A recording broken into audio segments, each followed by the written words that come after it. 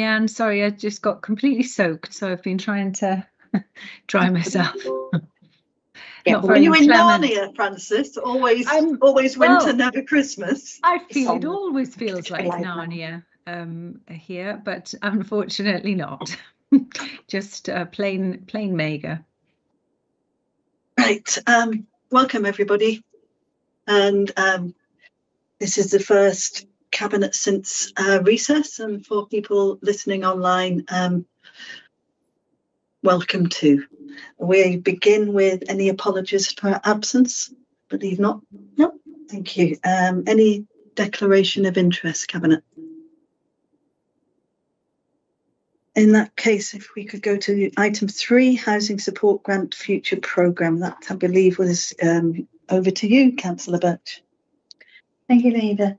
So this report sets out our approach to reviewing and recommissioning the services which are provided under the heading of housing-related support. And the Council has a range of long-standing relationships with third sector providers of specialist and generic support for people with specific needs or in difficult situations.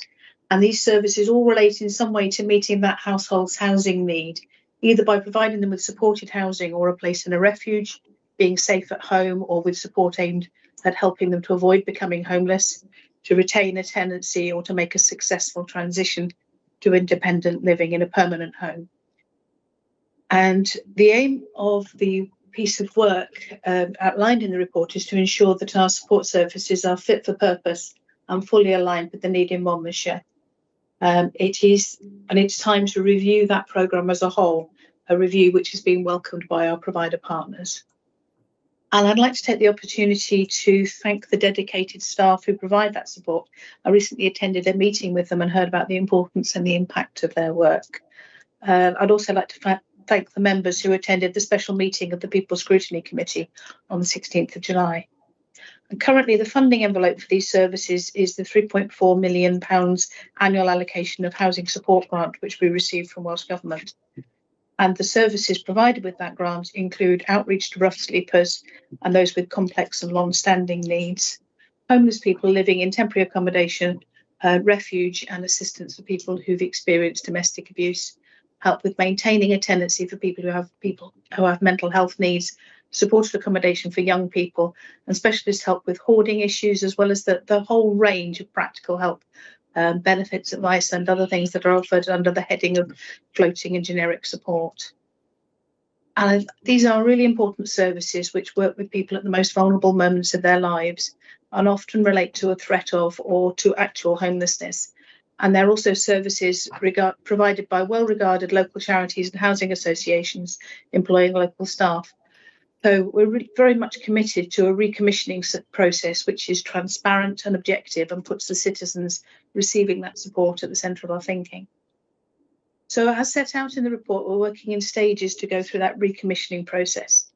Having approved the Rapid Rehousing Transition Plan in 2023, there's been engagement with service providers, and some services have been reshaped, expanded or discontinued as need has evolved, alongside an expansion of temporary housing and the development of new homes. The Council's legal duties around homelessness have changed since the pandemic and are expected to change again as the Welsh Government's Homelessness and Social Homes Allocation Bill makes its way into law. We also know that we have more clients with complex support needs in temporary accommodation and that there's still considerable unmet need. And the team are working with the support providers to strengthen monitoring with a focus on aiming for improved outcomes. For example, more homeless prevention. And all the current providers are being issued with interim contracts, and there's been pre-tender engagement with existing and potential service providers. In order to give each service sufficient attention, the procurement process is planned to be on a rolling basis. And I'm also keen to ensure that we hear the voices of service users and learn from their experience. And the aim is to move towards having 3 to 5 year funding arrangements with providers which are fairly funded, robustly monitored, effectively targeted, and where we're clear that the services are achieving positive outcomes and not duplicating other interventions. And as Cabinet be aware, routine tendering and commissioning processes do not require to come to a full Cabinet meeting for approval. However, this is such an important range of services that I wanted to bring it to you today, acknowledging that this is an area of service which all councillors will be interested in, and which has implications for achieving our ambitions in social care, inequality, community safety and community cohesion. And the recommendation is therefore to approve the proposed approach to reviewing the Housing Support Grant Programme, acknowledging its importance in preventing and supporting homelessness, and to keep elected members updated via People Scrutiny Committee and member seminars as appropriate.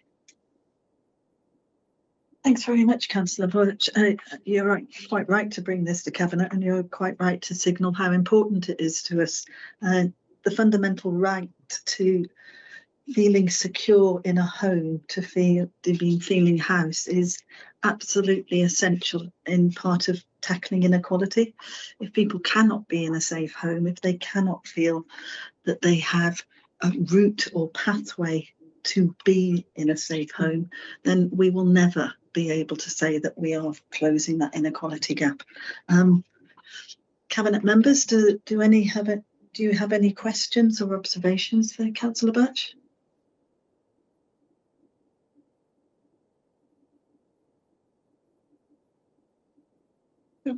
I mean, just an observation, it just seems really good that we're just taking more steps to really improve the services that we have. It's that sense of continual improvement and continual responsiveness to the needs of our residents, particularly those that are vulnerable and homeless. I think it's something to be applauded. Indeed. Am I seeing anyone else? In which case, Cabinet, we have two recommendations: to approve the proposed approach to reviewing the Housing Support Grant Programme, and in doing so, acknowledging it's important in preventing and supporting homelessness, which I think you laid out very clearly, Councillor Birch.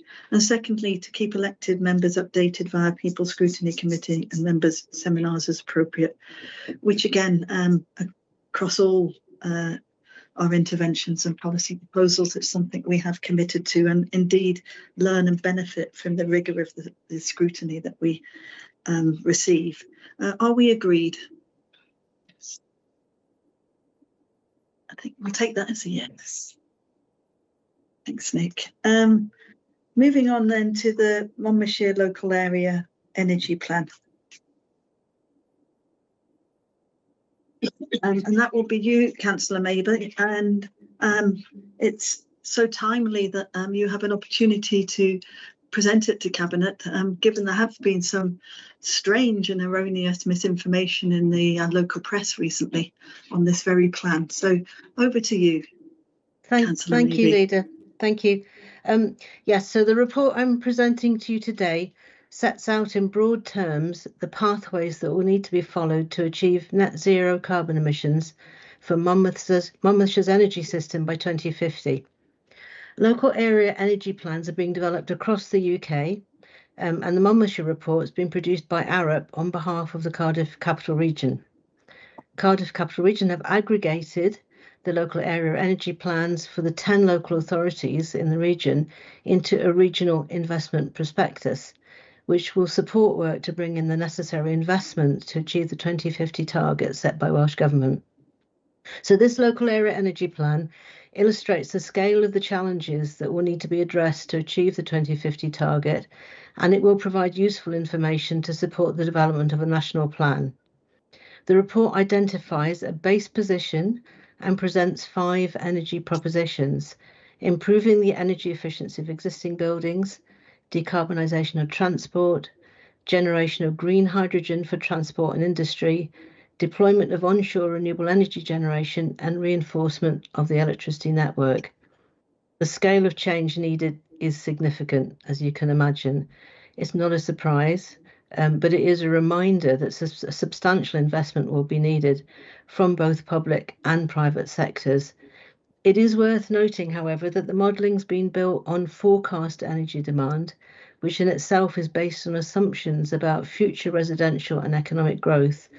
So it is just an illustration of the challenges and resources needed in the future. I'm asking Cabinet to note the report rather than to adopt it.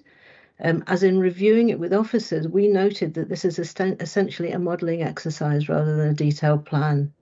It's also important to note that the report considers the interventions that are needed to transition the energy demand of the whole county, rather than just the council's own operations. There is no suggestion in there that Monmouthshire County Council will be funding all of these actions.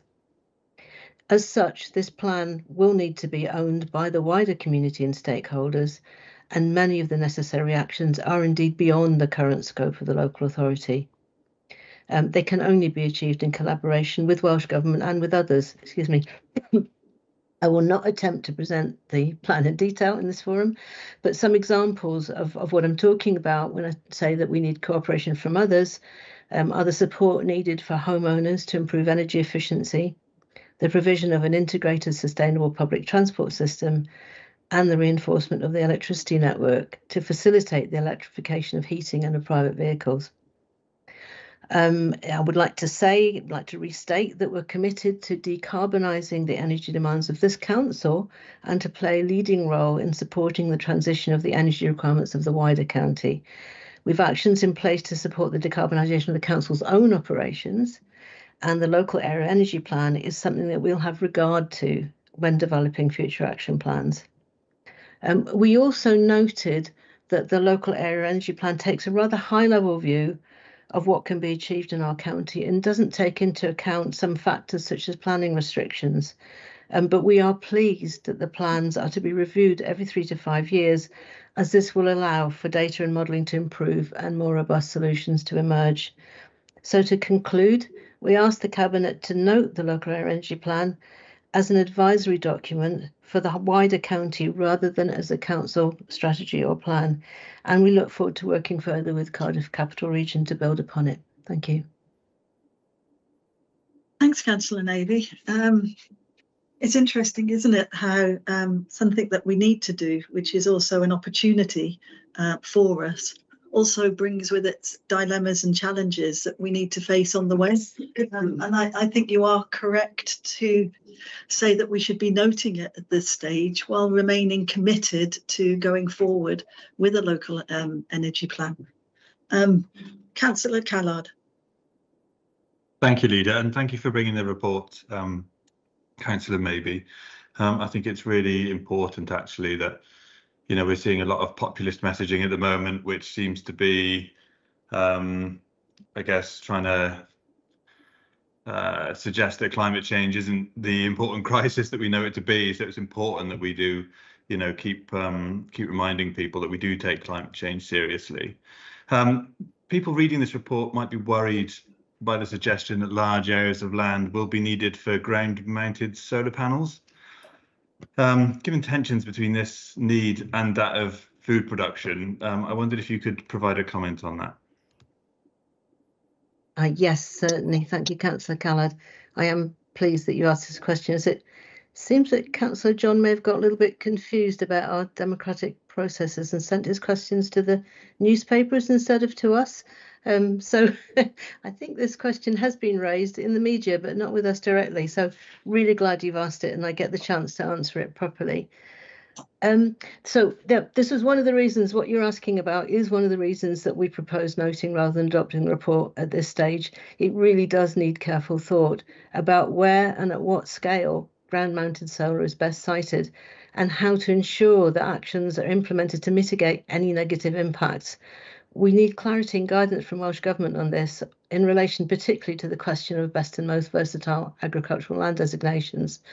Another reason we're asking not to fully endorse but to note the report at this stage is we see it as much more of a modelling exercise and a starting point rather than a detailed plan. So as I've already mentioned, while we need to take into account the numbers that they're talking about, this is not a precise plan.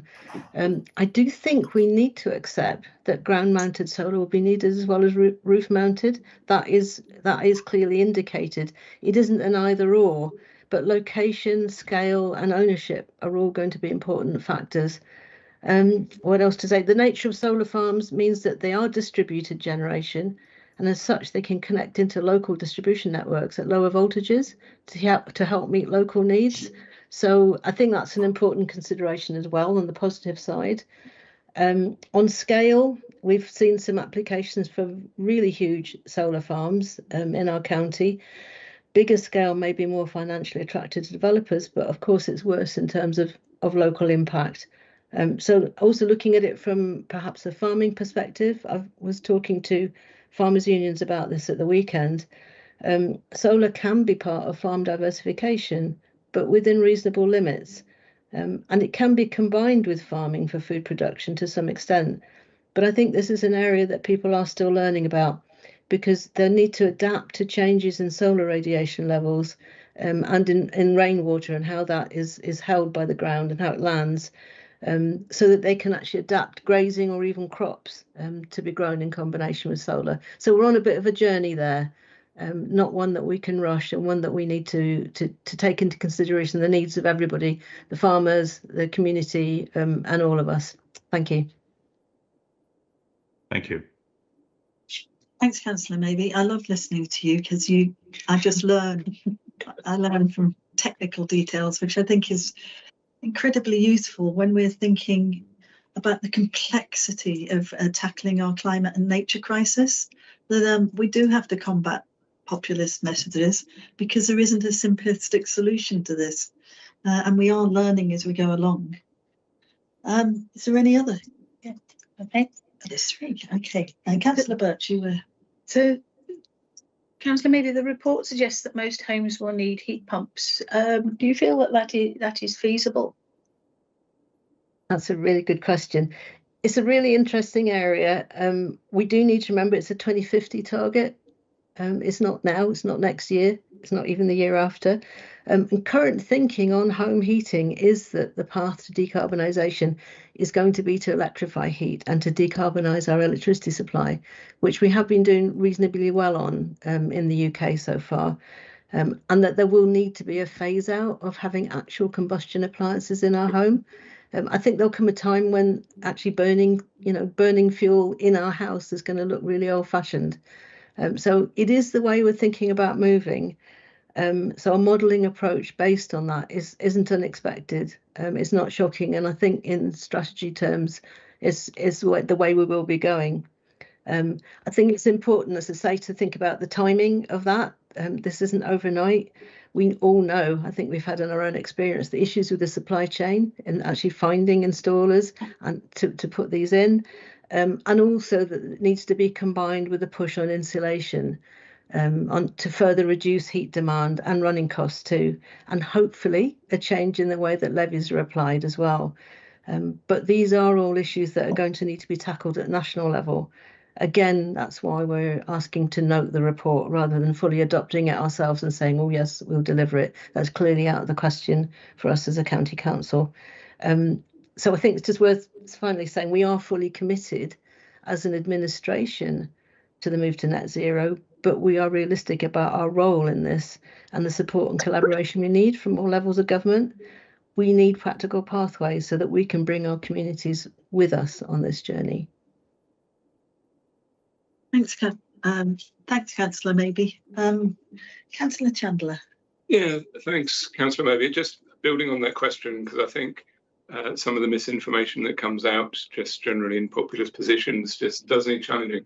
Would you agree that, I mean, as you've already identified, it's going to take some considerable investment of public money to achieve all of these things, but and some private money too, but with these measures in place, with the improved energy efficiency of existing buildings and rooftop solar and just general decarbonising or having more renewable energy at our fingertips, is actually going to reduce bills for the ordinary resident, for the ordinary resident in the county, because their energy costs will be lower. Would you agree with that?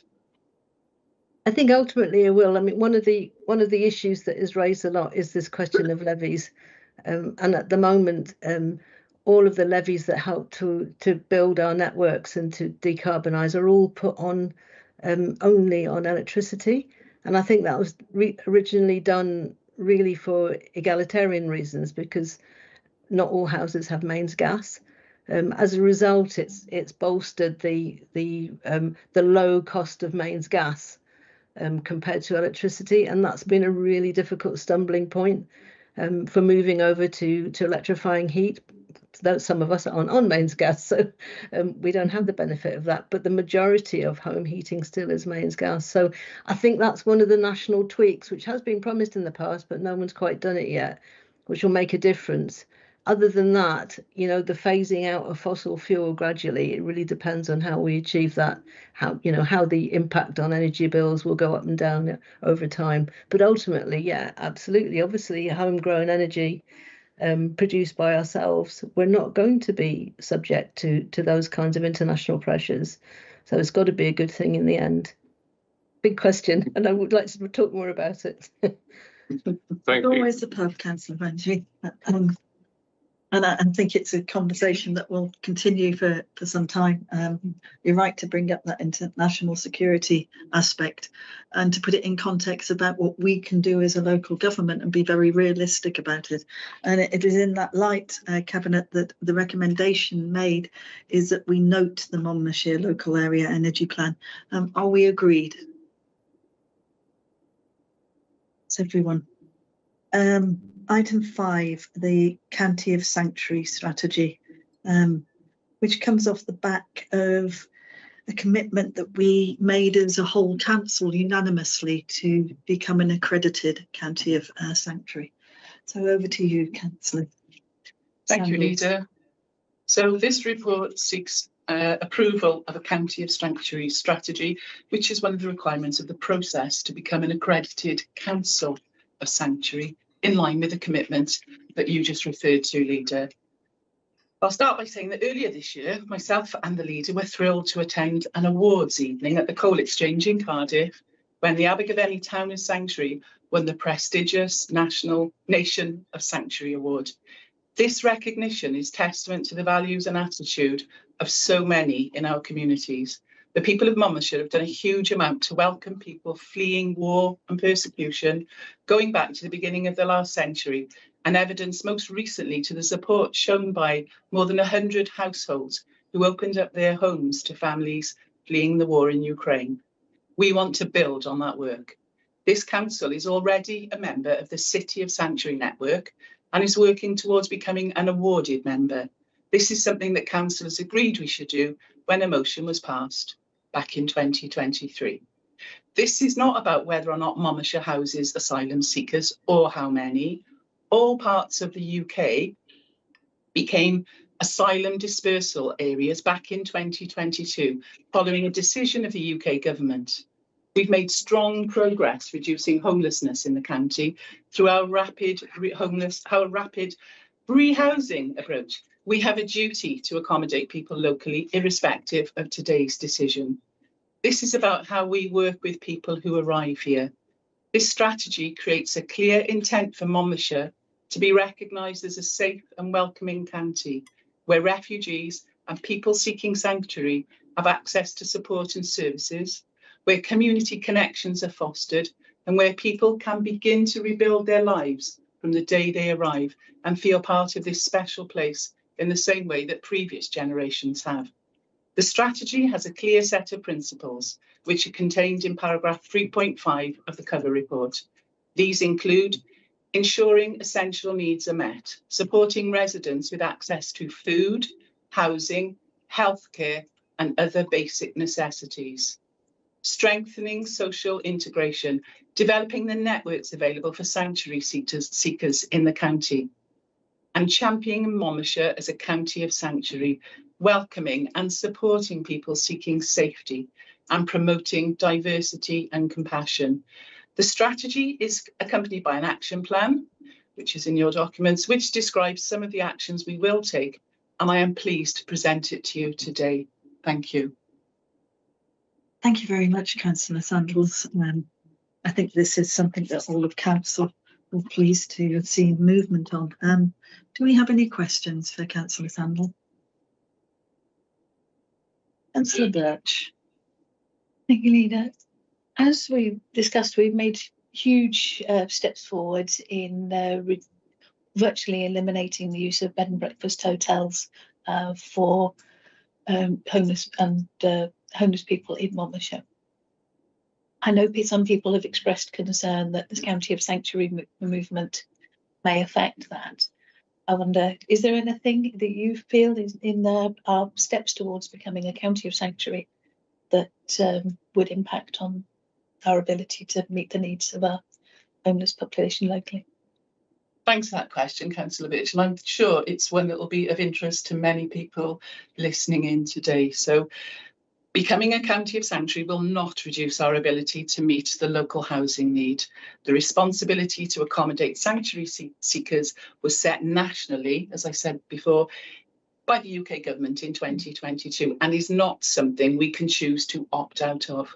What we can do locally, and what we have already shown we can achieve, is to strengthen the supply and quality of temporary and affordable housing. Our success in Monmouthshire in moving away from routine hotel use for local homeless households demonstrates that even with the additional pressures, we are committed to find sustainable long-term housing solutions for the people of Monmouthshire.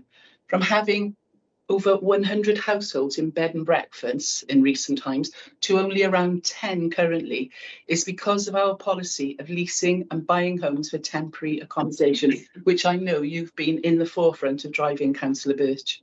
This evidences our absolute dedication to meeting the needs of our residents, and this will always be our priority. And finally, like every other council in Wales, we are playing our part in supporting asylum seekers, and we are proud of our housing record. So thank you for that question. Thanks, Councillor Sandals. Any other questions? We have 2 recommendations: that we approve the strategy and that we ensure that the officers are tasked with keeping the appended action plan under continual review so that the authority can respond to changing circumstances. Are we agreed? Yes, we are. That moves us on to the final item on the agenda, Cabinet Real Living Wage accreditation, which I'm pleased to see here at Cabinet. I know Councillor Callard has been following this for some time to be able to bring it to Cabinet, and it's good to see that we've got to the stage where we can respond. Yeah, I agree with that. Thank you, Leader. I'm really pleased to bring this report to Cabinet today to ask for your approval for Monmouthshire County Council to become an accredited real living wage employer. The different names of various wage minimums can be a bit confusing, so I'll briefly explain the differences.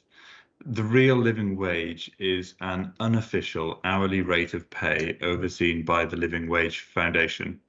It's based on the cost of living and is set according to how much people need to earn to afford a decent standard of living. It's not a legal requirement, and organisations choose whether to pay it. It's different to the national minimum wage and the national living wage, both of which are set by UK government. The real living wage is currently set at £12.60 per hour compared to £12.21 per hour for the national living wage. Monmouthshire County Council has been paying the real living wage to its employees since 2014, but is not currently accredited. Accreditation would require extending the real living wage to employees of third-party suppliers who provide services to the council, but not goods suppliers. The evaluation of the council's supply chain determined that there is only one supplier of services who pays the national minimum wage as opposed to the real living wage. When this contract expires and is re-tendered, it will need to include a requirement for contractors to pay the real living wage. Becoming an accredited real living wage employer will support Monmouthshire County Council's aspirations aligned to the Social Partnership and Public Procurement Wales Act of 2023, the Future Generations Report of 2025 and the Socially Responsible Procurement Strategy. Following accreditation, the Council can use the accredited logo and will be registered on the Real Living Wage Foundation's website, which will support recruitment, retention and procurement approaches in Monmouthshire County Council. Should approval be granted today, the next steps would involve working with Cyngor Cymru on the application process. Following accreditation, we'll be free to use the accredited logo and we will be mentioned on their website and will also be required to undertake annual monitoring. There are a number of authorities within South Wales who are already accredited with the Living Wage Foundation. Cardiff Council has been accredited since 2015, and more recently, both Bridgend and Rhondda Cynon Taf have achieved accredited status. And I understand that Powys and Newport Council are on their path to becoming accredited. Thank you. Thanks very much, Councillor Collard, and we should pay respect to previous administrations who have so resolutely remained with paying the real living wage and ensuring that we treat all our employers with respect and dignity. Do we have any questions? In which case, I will move us straight to the recommendation, because I know this is something that we all want to approve, which is the commitment of the authority to become an accredited, a real living wage employer. Well done, Councillor Collard, for getting us to this stage. And that was the final item on the agenda, so I'll bring the meeting to a close, and thank you very much, Cabinet, and thank you too for everybody listening. Thank you. Thank you. Bye. Thank you. I was hoping for 30 minutes. You would go and ask.